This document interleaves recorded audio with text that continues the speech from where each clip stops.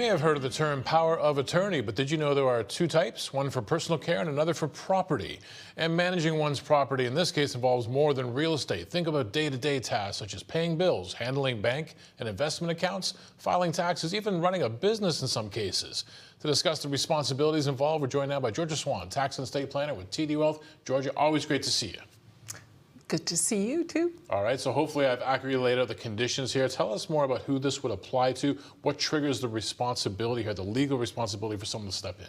So a power of attorney is basically a document in which you name somebody, generally referred to as your attorney for property, to make decisions for you if you become incapable. So it applies to everybody over the age of majority in the particular province in which you live in.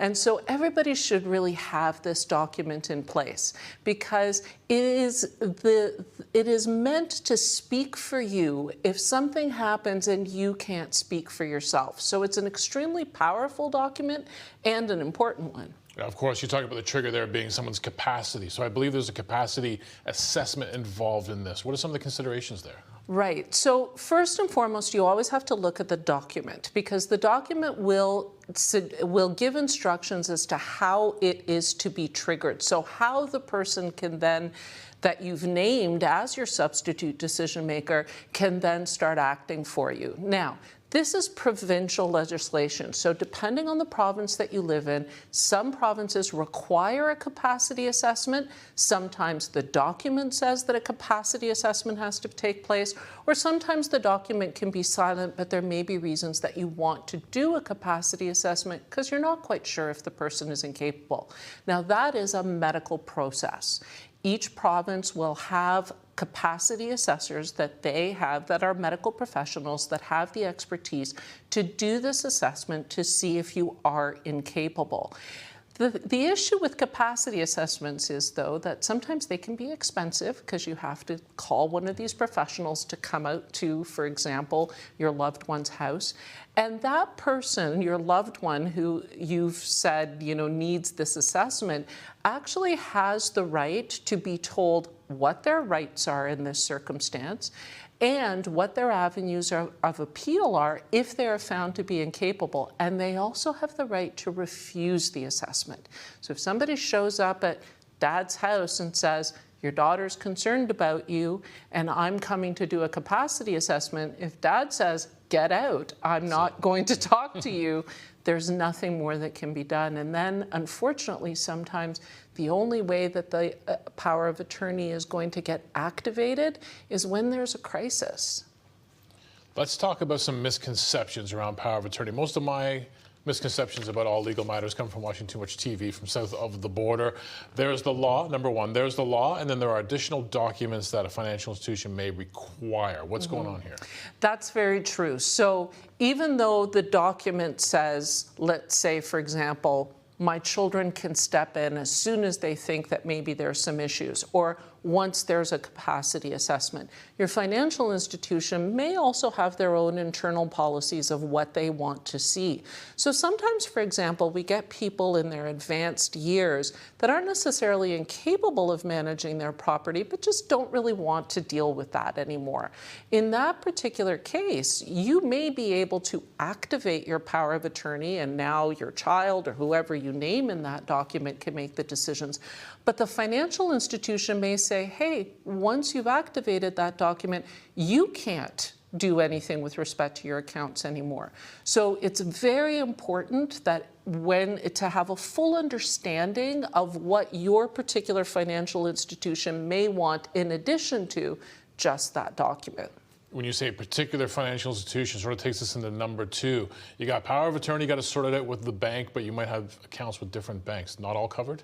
Well, if you have a continuing, or in some provinces it's called an enduring power of attorney that was prepared by a lawyer, for example, then that will generally be written in such a way that it encompasses all of your assets. So all of your bank accounts, all of your property, filing your tax returns, all those things that you previously mentioned. However, a lot of financial institutions have their own internal powers of attorney that you can sign.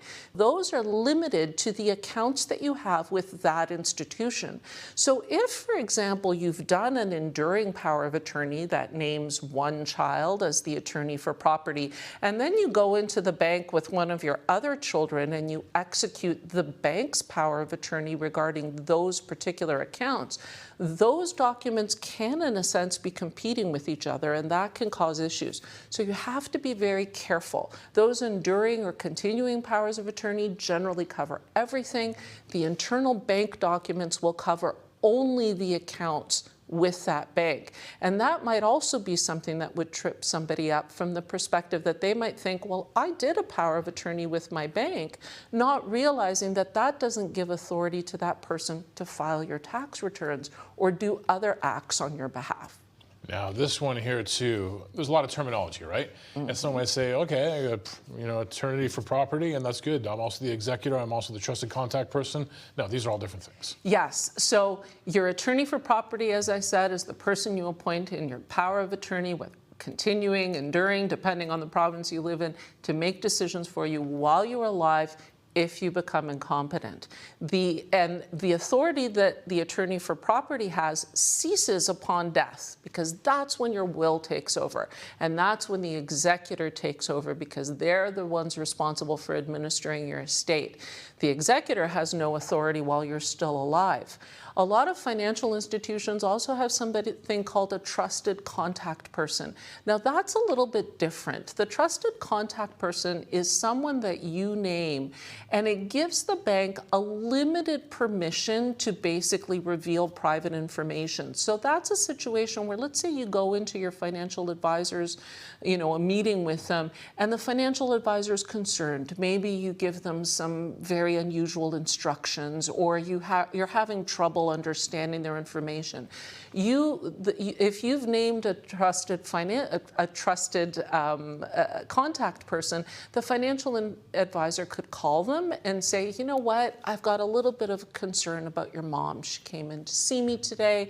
There were some things that were off. So that's what that person does. Now, you always do such a nice job, Georgia, of laying everything out so plainly, but there is a lot here. If someone has just been named power of attorney for property, what are some things they should think about? First of all, you don't have to accept the appointment.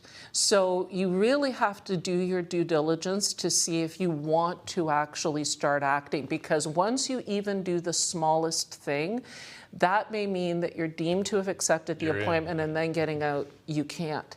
So I had a client once that, just automatically accepted the appointment, only to realize that the person that they were acting for hadn't filed their tax returns in many months, had actually some creditor issues, and it almost became a full-time job. And then they also had to deal with some dysfunctional family dynamics. So know that you're not required to actually accept the appointment. So make sure you do your due diligence and get proper legal guidance about what your obligations, responsibilities, what the tasks are that you have to do.